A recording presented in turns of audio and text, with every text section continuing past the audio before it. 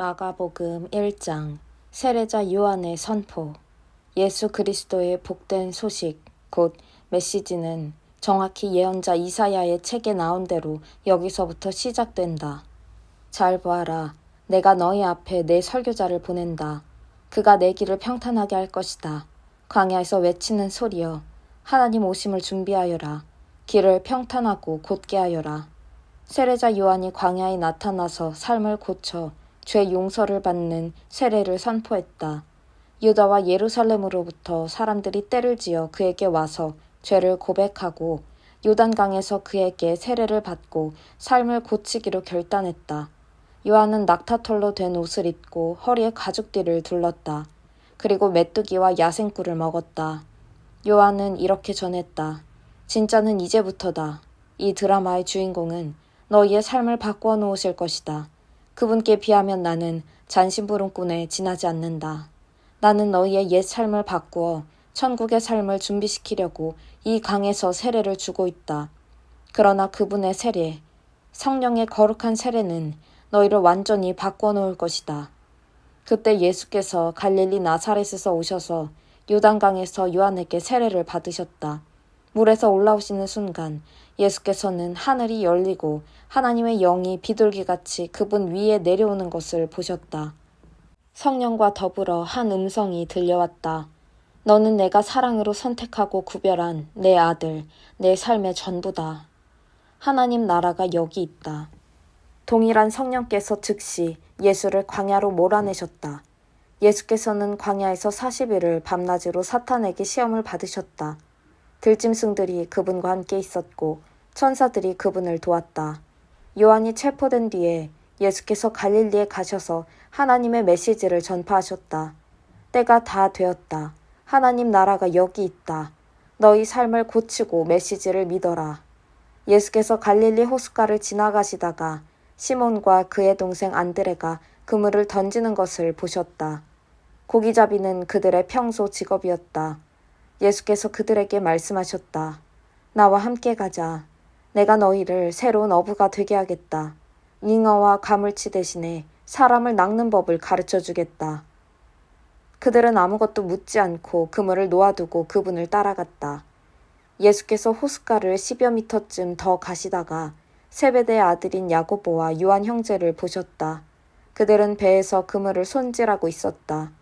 예수께서 곧바로 그들에게도 똑같이 제안하셨고 그들은 즉시 아버지 세베대와 배와 품꾼들을 버려두고 그분을 따라갔다. 확신에 찬 가르침. 그들은 가버나움에 들어갔다. 안식일이 돌아오자 예수께서 지체하지 않고 회당으로 가셨다. 예수께서는 거기서 가르치시며 하루를 보내셨다. 사람들은 종교학자들처럼 궤변과 인용을 늘어놓지 않는 아주 솔직하고 확신에 찬 그분의 가르침에 놀랐다. 예수께서 아직 회당에 있는데 정신이 이상한 사람이 난데없이 끼어들어 소리를 질렀다. 나사렛 사람 예수여, 무슨 일로 우리에게 왔습니까? 나는 당신이 무슨 일을 하려는지 압니다. 당신은 하나님의 거룩한 분이시며 우리를 멸하러 왔습니다. 예수께서 그의 입을 막으셨다. 조용히 하고 그에게서 나오너라. 괴롭히던 귀신이 그 사람에게 경련을 일으키고는 큰 소리로 대들면서 나갔다. 거기 있던 사람들 모두 믿기지 않는다는 듯 신기하며 웅성거렸다. 이게 어찌된 일인가? 이 사람이 더러운 귀신들의 입을 막고 내쫓다니 말한 대로 이루어지는 새로운 가르침인가? 이 소식이 빠르게 퍼져서 온 갈릴리에 알려졌다. 회당에서 나온 그들은 야고보와 요한과 함께 곧바로 시몬과 안드레의 집으로 갔다. 시몬의 장모가 몸져 누워 있었는데 열이 불덩이 같았다. 그들이 예수께 알렸다. 예수께서 그녀에게 가서 손을 잡아 일으키셨다. 그러자 열이 곧 떨어졌고 그녀는 일행의 저녁을 준비했다. 그날 저녁 해가 저물자 사람들이 병자와 귀신 들려 괴로워하는 사람들을 예수께 데려와서 온 동네가 문전성시를 이루었다.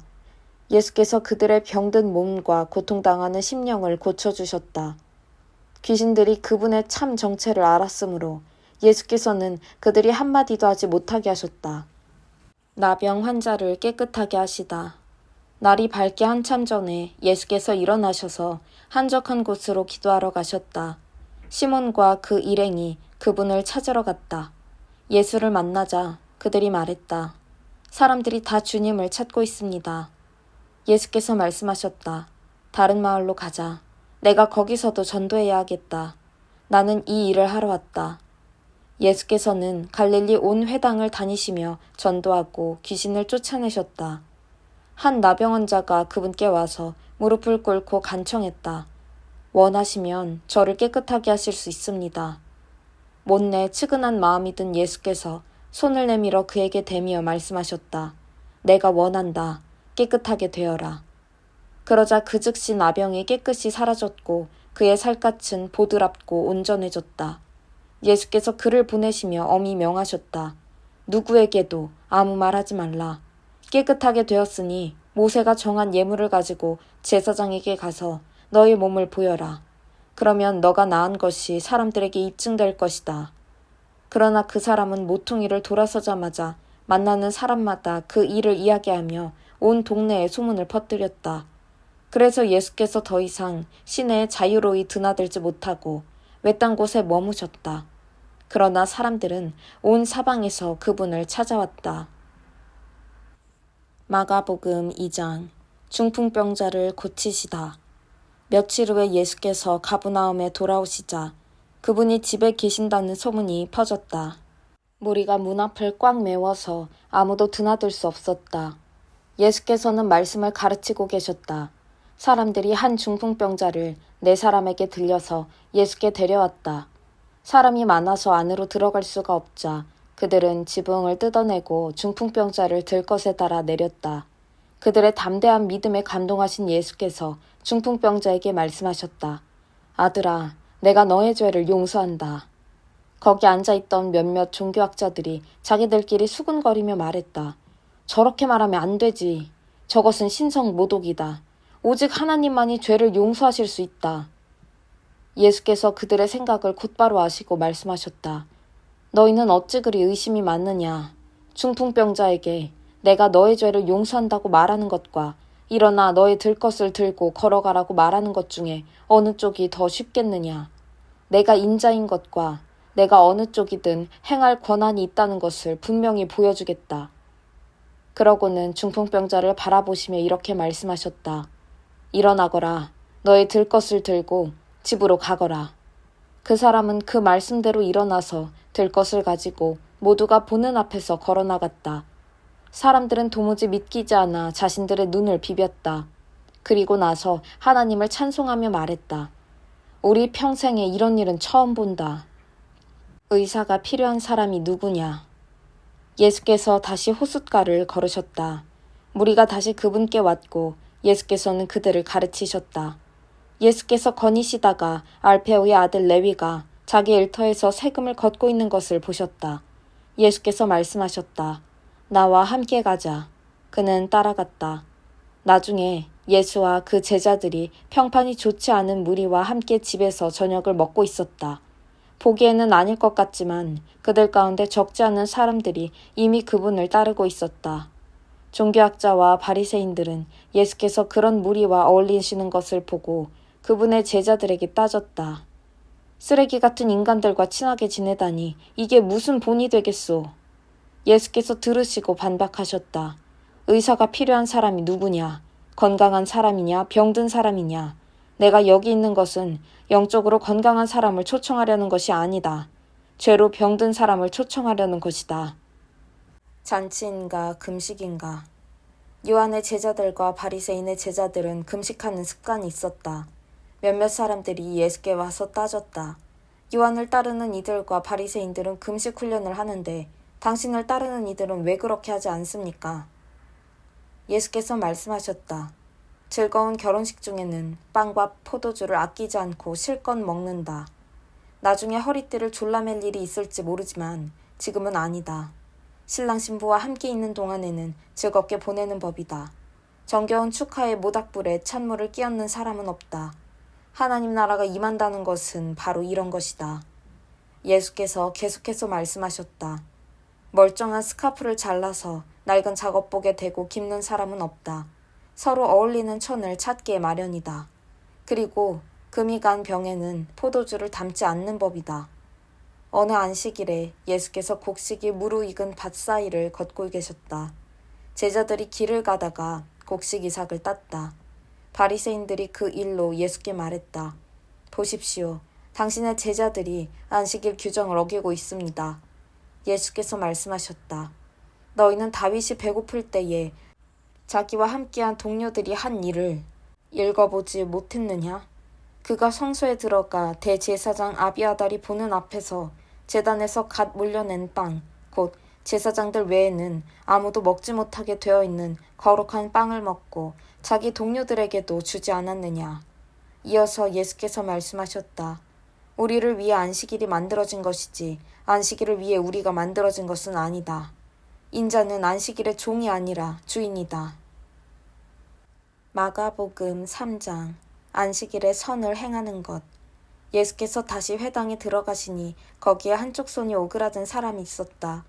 바리새인들은 혹시나 안식일 위반으로 예수를 잡을까 하여 그 사람을 고쳐주나 보려고 그분을 주시했다. 예수께서 손이 오그라든 사람에게 말씀하셨다. 우리가 잘 볼 수 있도록 여기 서거라. 예수께서 이번에는 사람들에게 말씀하셨다. 어떤 행동이 안식일에 가장 합당하냐? 선을 행하는 것이냐, 악을 행하는 것이냐?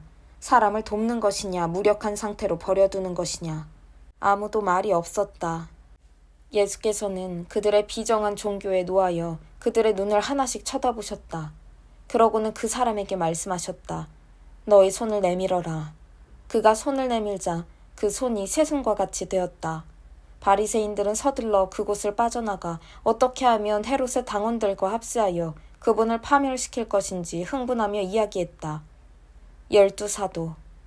예수께서 그곳을 피해 제자들과 함께 바닷가로 떠나셨다. 그러나 갈릴리에서 큰 무리가 따라왔고 유대와 예루살렘과 이두메와 요단 강 건너편과 두로와 시돈 근방에서도 큰 무리가 따라왔다.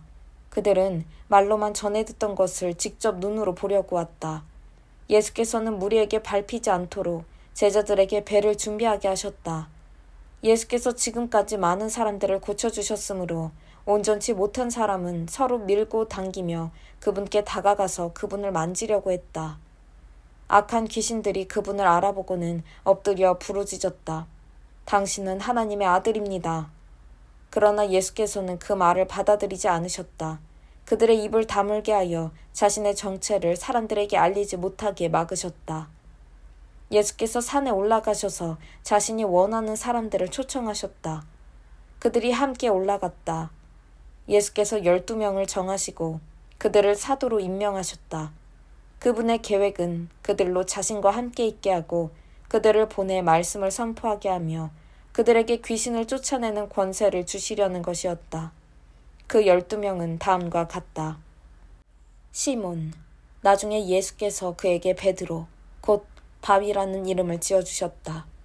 세베대의 아들 야고보, 야고보의 동생 요한. 예수께서 세베대의 두 아들에게는 천둥의 아들이라 뜻하는 보아너게라는 별명을 붙여주셨다. 안드레, 빌립, 바돌로메, 마테, 도마, 알파요의 아들 야고보, 다데오, 가나안 사람 시몬, 가룟 유다, 그분을 배반한 자다. 성령을 모독하는 죄. 예수께서 집에 오시자 여느 때처럼 무리가 모여들었다. 예수께 이것저것 해달라고 청하는 사람들이 많아서 그분은 식사할 겨를조차 없었다. 예수의 친구들이 상황을 듣고서 필요하다면 억지로라도 그분을 구해내려고 왔다. 그들은 그분이 정신을 잃어가는 것은 아닌지 의심했다. 예루살렘에서 종교학자들이 내려와서 예수가 마술을 부리고 마귀의 속임수를 써서 그 능력으로 사람들의 이목을 끌고 있다는 소문을 퍼뜨렸다. 예수께서 그들의 비방에 이런 이야기로 맞섰다. 마귀를 보내 마귀를 잡고 사탄을 이용해 사탄을 없앤다는 것이 말이 되느냐. 늘 싸움질하는 가정은 무너지게 마련이다. 사탄이 사탄과 싸우고 있으면 사탄은 이내 남아나지 못할 것이다. 환한 대낮에 시퍼렇게 눈을 뜬 건장한 사내의 집에 들어가서 그 살림을 가지고 달아나려면 먼저 그 사람을 묶어야 하지 않겠느냐. 그를 묶으면 집을 깨끗이 털 수 있다. 잘 들어라. 내가 너희에게 경고한다. 용서받지 못할 말이나 행동은 없다. 그러나 너희가 하나님의 성령을 끝까지 비방하면 너희를 용서하시는 바로 그분을 물리치는 것이 된다. 그것은 너희 자신이 걸터앉은 나뭇가지를 톱으로 잘라내는 것이며 용서하시는 그분과의 모든 관계를 너희 자신의 사악함으로 끊어버리는 것이다. 예수께서 이렇게 경고하신 것은 그들이 그분을 악한 자와 한패로 몰았기 때문이다. 순종이 피보다 진하다. 그때 예수의 어머니와 동생들이 나타났다. 그들은 밖에 서서 그분과 잠시 할 말이 있다는 전가를 보냈다. 예수께서 그 전가를 받을 때에 무리에 둘러싸여 있었다. 선생님의 어머니와 동생들이 밖에서 찾고 있습니다. 예수께서 대답하셨다. 내 어머니와 형제들이 누구라고 생각하느냐? 그러고는 둘러앉은 사람들을 일일이 쳐다보며 말씀하셨다. 내 어머니와 형제들이 여기 바로 너희 앞에 있다. 순종이 피보다 진하다. 하나님의 뜻에 순종하는 사람이 내 형제요, 자매요, 어머니다. 마태복음 4장 씨 뿌리는 농부 이야기. 예수께서 다시 바닷가에서 가르치셨다. 무리가 인산인해를 이루고 있어서 예수께서는 해안에서 좀 떨어진 배에 오르셔야 했다. 사람들이 물가로 몰려와서 배를 설교단으로 삼으신 것이다. 예수께서 많은 이야기로 가르치셨다. 들어라. 너희는 어떻게 생각하느냐? 어떤 농부가 씨를 뿌렸다. 씨를 뿌리는데 덜어는 길 위에 떨어져서 새들이 먹어버렸다. 덜어는 자갈밭에 떨어져서 금세 싹이 났으나 뿌리를 내리지 못해 해가 뜨자 곧 시들어버렸다. 덜어는 잡초밭에 떨어져서 싹이 났으나 잡초 틈새에 짓눌려 아무 소득이 없었다. 덜어는 좋은 땅에 떨어져서 무성하게 자라 농부가 생각지도 못한 큰 결실을 맺었다. 너희는 듣고 있느냐? 정말로 듣고 있느냐? 예수께서 따로 계실 때 그분 곁에 있던 사람들이 12제자와 함께 그 이야기에 대해 물었다. 예수께서 그들에게 말씀하셨다. 너희에게는 하나님 나라를 아는 깨달음이 주어졌다. 너희는 하나님 나라가 어떻게 되어가는지 안다. 그러나 아직 볼 줄 모르는 사람들에게는 모든 것을 이야기로 풀어나간다. 마음을 준비시키고 마음을 열어 깨닫도록 주의를 환기시키려는 것이다. 그들은 눈은 떴으나 하나도 보지 못하고 귀가 열렸으나 한마디도 알아듣지 못하며 돌아서지도 않고 용서받기도 거부한다. 예수께서 계속해서 말씀하셨다. 이 이야기가 어떻게 되어가는지 알겠느냐? 내가 하는 모든 이야기는 이렇게 이루어진다. 농부가 말씀을 뿌린다. 어떤 사람은 딱딱한 길바닥에 떨어진 씨와 같다. 말씀을 듣자마자 사탄이 그 속에 뿌려진 것을 낚아채간다. 또 어떤 사람은 자갈밭에 떨어진 씨와 같다. 그는 처음 말씀을 들을 때는 아주 뜨겁게 반응한다. 하지만 성품의 토양이 얕다 보니 감정이 식거나 어려움이 닥치면 아무 쓸모없게 되고 만다. 잡초밭에 떨어진 씨는 천국 소식을 듣기는 듣지만 해야 할 온갖 일과 갖고 싶은 것들에 대한 염려로 짓눌려 있는 사람을 가리킨다. 스트레스에 숨이 막혀서 들은 것조차 아무 소득이 없다. 그러나 좋은 땅에 뿌려진 씨는 말씀을 듣고 품어서 생각지도 못한 큰 결실을 맺는 사람을 가리킨다. 받는 것보다 주는 것이 더 낫다. 예수께서 계속해서 말씀하셨다. 집에 등잔을 가져와서 통 속이나 침대 밑에 두는 사람이 있느냐? 탁자나 선반 위에 두지 않느냐? 우리는 비밀을 감추어두지 않고 오히려 말할 것이다. 숨기지 않고 오히려 밝히 드러낼 것이다. 너희는 듣고 있느냐? 정말로 듣고 있느냐? 내가 하는 말을 잘 들어라. 세상에서 너희 힘으로 잘 될 수 있다는 약삭빠른 충고를 조심하여라. 받는 것보다 주는 것이 더 낫다. 베품은 베품을 낳는다. 인색하면 가난해진다. 많은 이야기로 말씀하시다. 예수께서 또 말씀하셨다. 하나님 나라는 어떤 사람이 밭에 씨를 뿌리고는 잊어버린 채 잠자리에 든 것과 같다. 씨는 싹이 터서 자라나는데 그는 어떻게 된 일인지 모른다. 그의 도움 없이 땅을 다 알아서 한다. 처음에는 푸른 줄기를 내고 다음에는 꽃봉오리를 내고 그 다음에는 익은 곡식이다. 곡식이 완전히 연글면 거둔다. 추수할 때가 된 것이다. 하나님 나라를 어떻게 묘사할 수 있을까? 어떤 이야기가 좋을까? 하나님 나라는 솔씨 하나와 같다. 솔씨는 땅에 떨어질 때 씨로서는 아주 작지만 일단 심으면 가지가 무성한 큰 나무로 자란다. 독수리들이 그 안에 둥지를 틀 정도다. 예수께서는 이처럼 많은 이야기로 메시지를 전해주시면서 그들의 경험과 성숙도에 맞게 이야기를 들려주셨다. 예수께서 이야기 없이는 말씀하지 않으셨다. 그리고 제자들과 따로 있을 때에 모든 것을 다시 설명해 주셨다. 혼란스러운 것을 정리하시고 얽힌 것은 풀어주셨다. 바람과 바다를 잠잠케 하시다. 그날 늦게 예수께서 제자들에게 말씀하셨다. 저편으로 건너가자. 제자들은 그분을 배에 계신 그대로 모시고 갔다. 다른 배들도 따라갔다. 그때에 큰 풍랑이 일어났다. 파도가 배 안으로 들이쳐서 배가 가라앉으려고 했다. 예수께서는 배 뒤쪽에서 베개를 베고 주무시고 계셨다. 제자들이 그분을 깨우며 말했다. 선생님, 우리가 빠져 죽게 되었는데 아무렇지도 않습니까? 잠에서 깬 예수께서 바람에게 조용하라고 하시고 바다에게 고요하여라, 잠잠하여라 하고 말씀하셨다. 바람이 숨을 멎고 바다는 호수처럼 고요해졌다. 예수께서 제자들을 꾸짖으셨다. 어째서 너희는 이토록 겁이 많으냐? 그렇게도 믿음이 없느냐? 그들은 놀라고 두려워서 어쩔 줄을 몰라 했다. 도대체 이분은 누구신가? 바람과 바다도 마음대로 부리시다니.